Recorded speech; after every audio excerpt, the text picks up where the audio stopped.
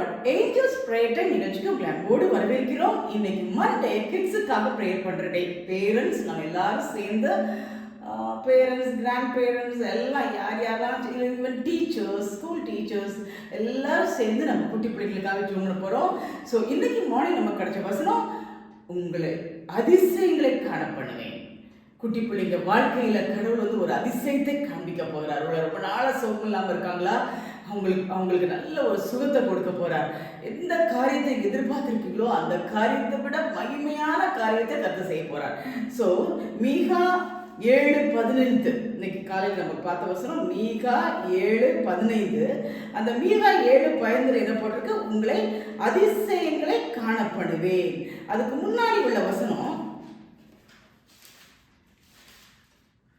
அதுக்கு முன்னாடி பாருங்க, அதே வசனத்துல பாருங்க, நீ எகிப்து தேசத்திலிருந்து புறப்பட்ட நாளில் நடந்தது போலவே உன்னை அதிசயங்களை காணப்படுவேன். நீ எகிப்து தேசத்திலிருந்து புறப்பட்டீங்கல்ல, அப்போ என்னெல்லாம் அதிசயம் நடந்துச்சு, அதை போல இப்போ நான் உங்களுக்கு அதிசயங்களை காணப்படுவேன். எதிர்பார்க்கணும். ஸோ அதுல ஒரே ஒரு காரியம் பாருங்க, எப்படி ஒரு பெரிய அதிசயம், நினைச்சு பார்க்க முடியாத ஒரு அதிசயத்தை நம்ம பார்க்க போறோம். அதாவது எகிப்து தேசத்தை விட்டு 10 வாதைகளுக்கு கொடுத்து, எகிப்தியருக்கு கொடுத்து, அதுக்கப்புறம் தாண்டி அதை மீறி எல்லாத்துலையும் வெற்றி பெற்று எகிப்தியரை கூட்டிட்டு போனாரு மோசே. ஸோ மோசே எகிப்து தேசத்தை விட்டு போறாங்க.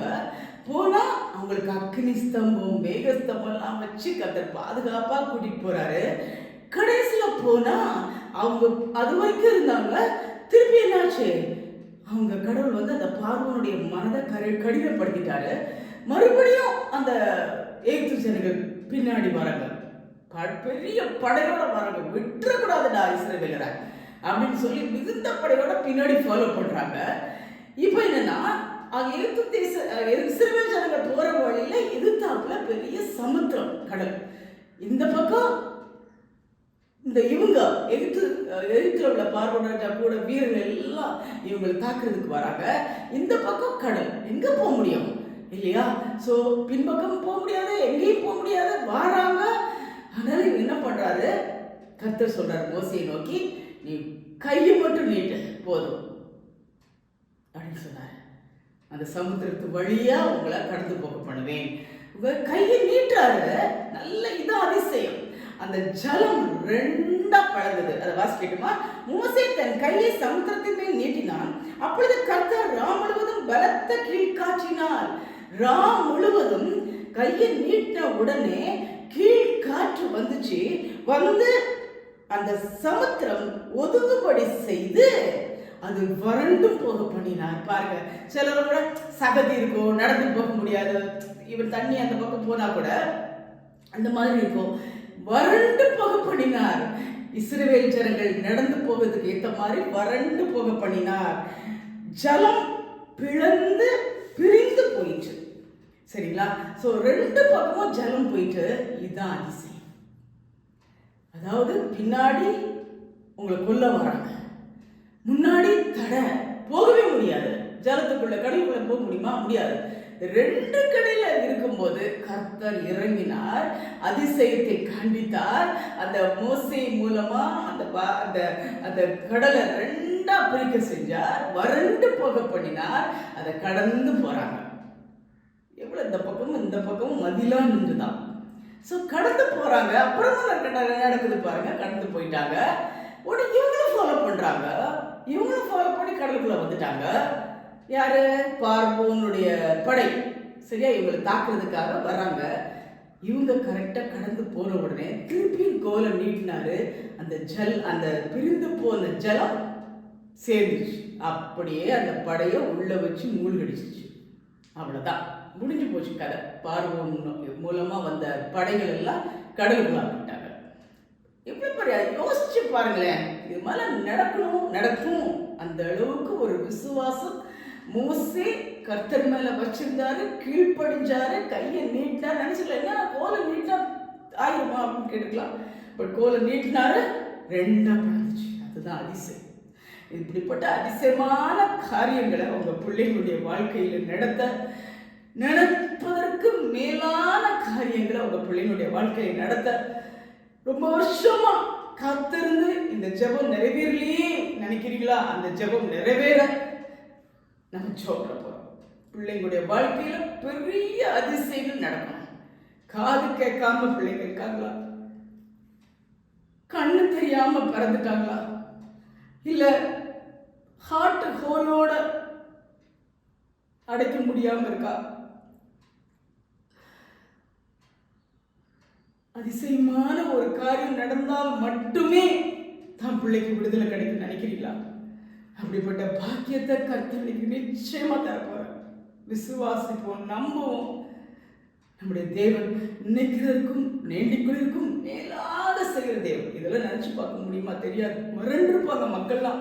ஐயோ அங்கேயே செத்துருப்போமே, இப்போ நடுக்காட்டில் என்ன சாகடிக்கிறீங்களே, அங்க அந்த மாதிரி கூட அவர் புலம்புனாங்கல்ல. அவ்வளோ கஷ்டம். இங்க பார்த்தா படம் வருது, இங்க பார்த்தா சமுத்திரம் இருக்கு, எப்படிடா தப்பிக்க போறோம்னு நினைச்ச நிலையில தப்பிக்க உதவி செய்தார்.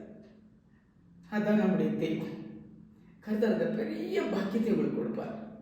சோப்படமா அன்புள்ள ஆண்டவரே, எங்கள் பரம தகப்பனே, அப்பா அந்த வேலைகளை பார்த்துல வருகிறோம்.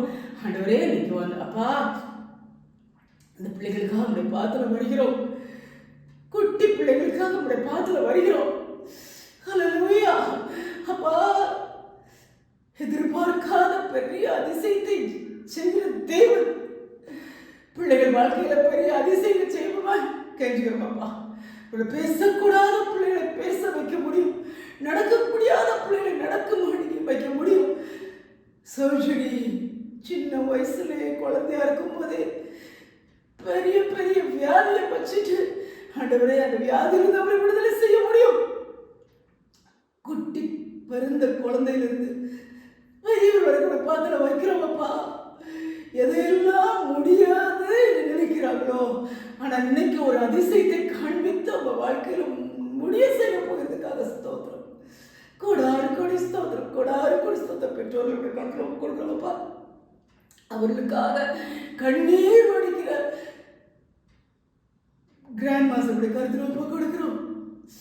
நீங்கப்பா இறங்குவீராக, இறங்குவீராக, அதிசயத்தை செய்வீராக. ஒவ்வொரு குடும்பத்திலையும் அதிசயத்தை செய்வீராக. எந்த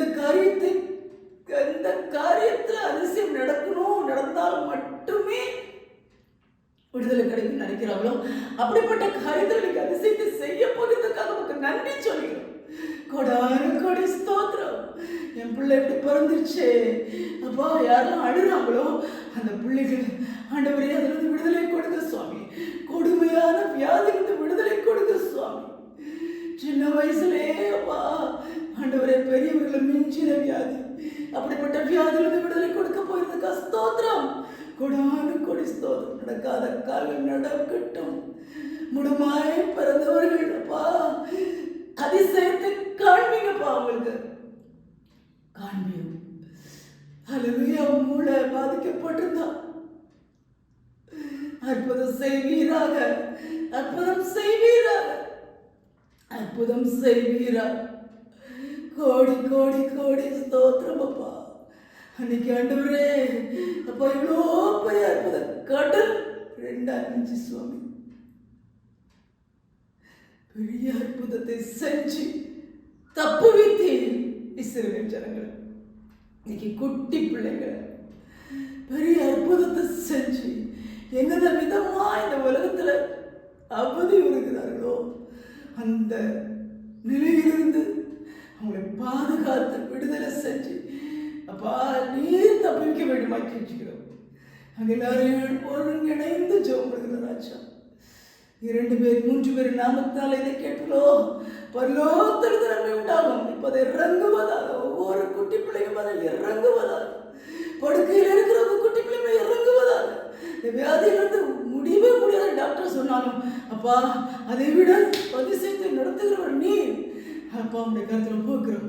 இன்னைக்கு அதிசயத்தை நடப்பி அற்புதம் செய்யும். நீர் மாத்திரம் மகிமைப்படும். இயேசு கிறிஸ்துவின் நாமத்தில் கேட்கிற உங்களை பரமபிதாவே. ஆமென், ஆமென். Praise the Lord.